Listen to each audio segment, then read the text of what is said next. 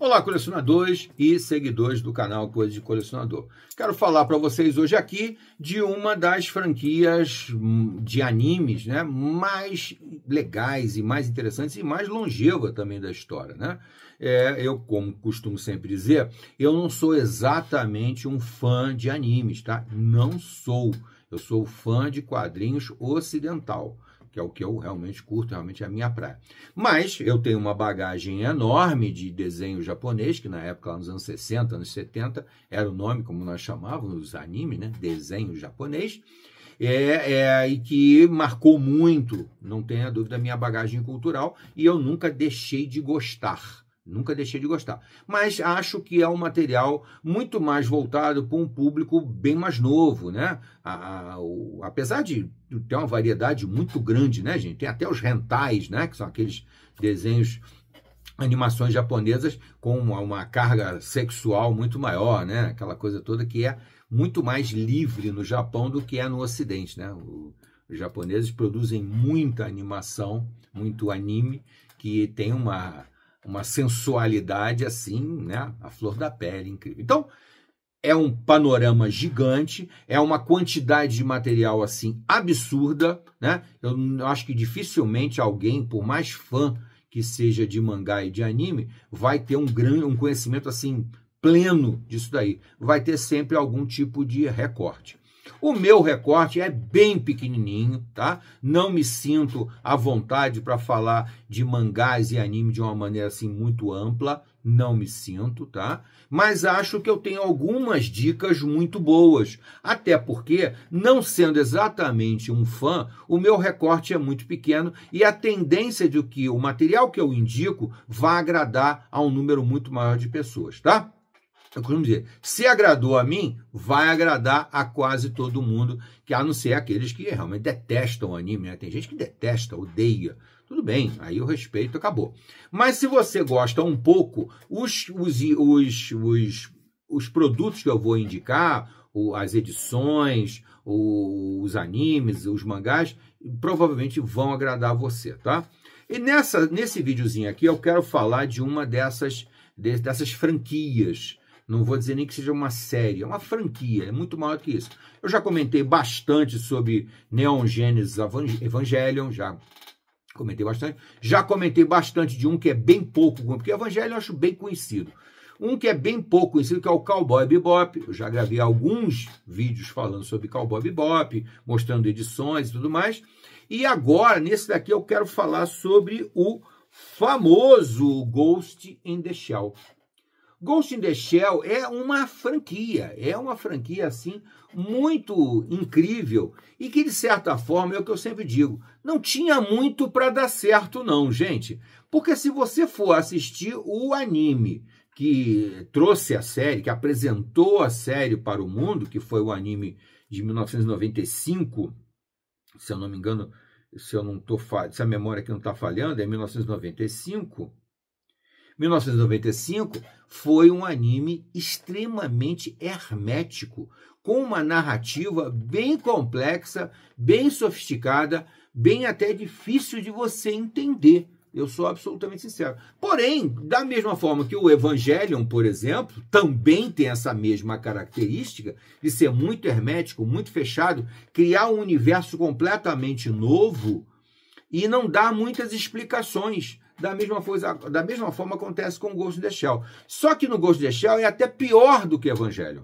Porque o Evangelion, você tem uma narrativa base, tem uma narrativa simples, que se você quiser, você se prende nela e vai até o final da história curtindo uma animação com muita ação, com muita aventura, né? Com drama, com outras coisas. Você não vai tentar entender a metafísica envolvida ali na história. Não faça isso, porque vai ser mais difícil. Mas o Evangelion tem todo um universo metafísico extremamente complexo, né?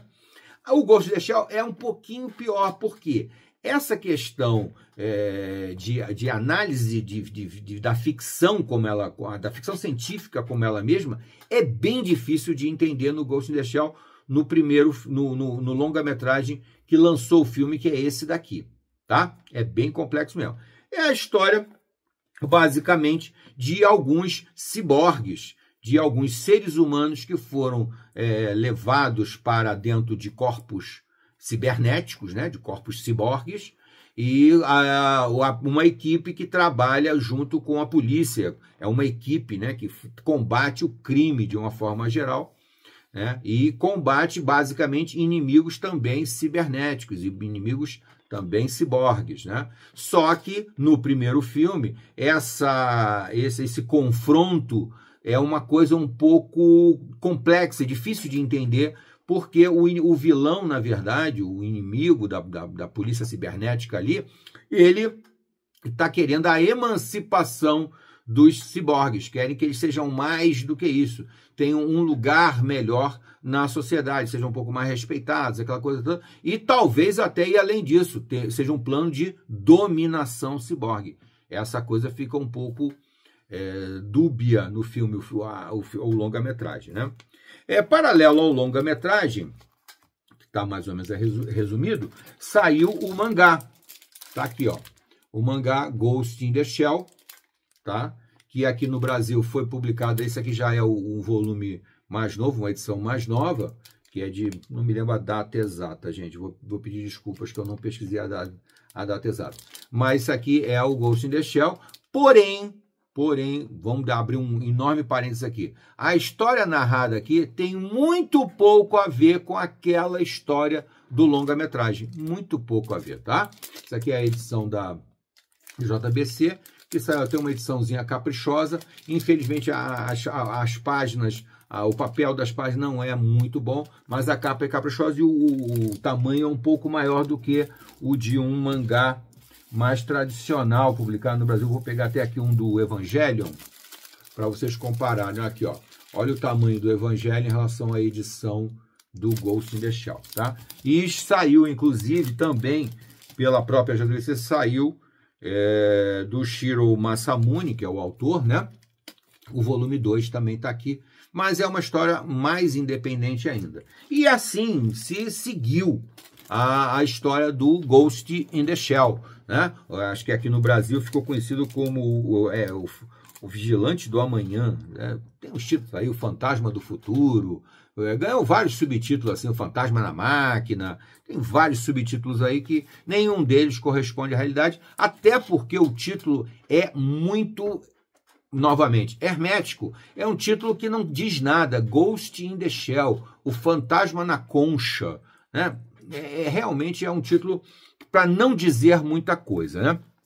E, além disso aqui, aí depois, Ghost in the Shell não para, e começam a sair os ovas. Epa, caiu aqui. Os ovas que começaram a sair na sequência. Por exemplo, Ghost in the Shell 2, Innocence. Tá? Então aí vem vários subprodutos, né? Subprodutos, não estou dizendo que sejam produtos menores, não. Mas são consequências, são desdobramentos, usando basicamente os mesmos personagens. Aí tem esse número 2, tem o 3, tem o 4, tem produções feitas até para o Netflix, é uma franquia bem longa, com muito material. Porém, a conexão com a primeira história, com a história que apresentou, é muito pequena. São novas histórias que são um pouco, na minha opinião, meio redundantes. Os próximos arcos de história não acrescentam muito. Ficam meio que redundando na mesma coisa, naquele apelo muito grande de discutir a possibilidade de alguém virar máquina e viver para sempre, né? Quando o cérebro de uma pessoa é transportado para um corpo ciborgue, fica muito parado nisso daí. Tem alguns bons momentos, tal, mas é por aí. E tem até uma série bem recente, que é do Netflix. Do Netflix é uma série bem recente, uma animação cada vez mais bacana, mais legal, mais complexa, usando muito computador para fazer a animação. O Ghost in the Shell original, que é uma coisa muito importante de dizer, o Ghost in the Shell original era uma animação com poucos efeitos do CGI, né, do computador gráfico. Ele foi feito muito mais à mão, Mas por isso mesmo, esse filme aqui fez um sucesso enorme, porque ele é uma obra-prima visual numa época em que você não tinha o computador para fazer a maior parte da animação. Hoje em dia você faz a animação praticamente toda ela de uma forma virtual, né? Pouca coisa você vai pegar no lápis para desenhar, no máximo para criar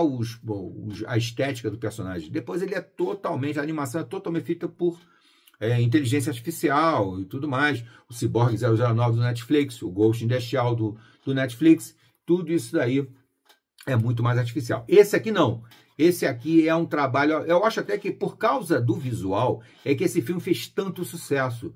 É um sucesso enorme. Eu me apaixonei de cara quando vi no cinema pelo Ghost in the Shell, apesar de ter entendido muito pouco da história, tá? E achei que quando eu lesse o mangá, eu tiraria as minhas dúvidas. Acontece que não acontece isso, que aqui ele conta uma história um pouco diferente, ou muito diferente do filme. Aqui ele esmiuça mais, a história é menos complexa, porém acrescenta muita coisa e se perde um pouco a ideia do longa-metragem, tá? Como colecionador e como um fã de Ghost in the Shell, além desse material que eu já mostrei para vocês aqui, eu também tenho que mostrar o guia definitivo do Ghost in the Shell, a Vigilante, até o nome A Vigilante do Amanhã, que é uma edição bem legal, bem caprichosa mesmo, e que fala de todo o material que foi publicado até então, até a publicação do guia, né, logicamente, de Ghost in the Shell. É realmente espetacular para quem gosta de Ghost in the Shell e quer tentar entender um pouco mais sobre a enorme quantidade de séries publicadas. Aqui ele, inclusive, mostra alguns visuais das outras séries, né? Aqui está o original, né? O visual, mas aqui já tem outra série, até essa aqui eu acho que é a mais nova, e é um belíssimo guia para quem quer entender The Perfect Book, entre 1995, o lançamento do live action, não, desculpa, no longa-metragem original, desculpa, e até 2017, quando esse guia foi lançado, estava saindo a última série, que é a série mais nova do Ghost in the Shell. Mas, e aí também, por causa do longa-metragem do cinema, do live action, que foi feito pela Scarlett Johansson, tá? Mas que conta uma história, mais uma vez, um pouco diferente, ou bem diferente, da história do longa-metragem original.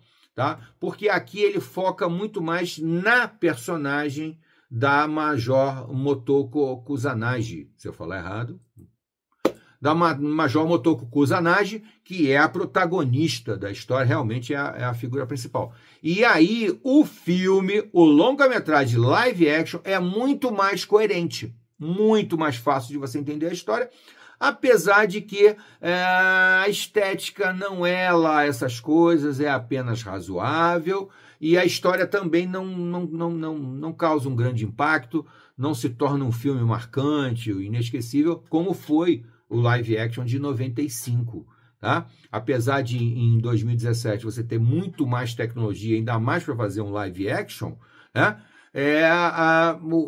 Aí é que tá, né, gente? O roteiro é fundamental demais, e o roteiro do 2017, não sei se o filme é 2017, enfim, do live action, seja tão bom quanto o live action em animação lá de 95.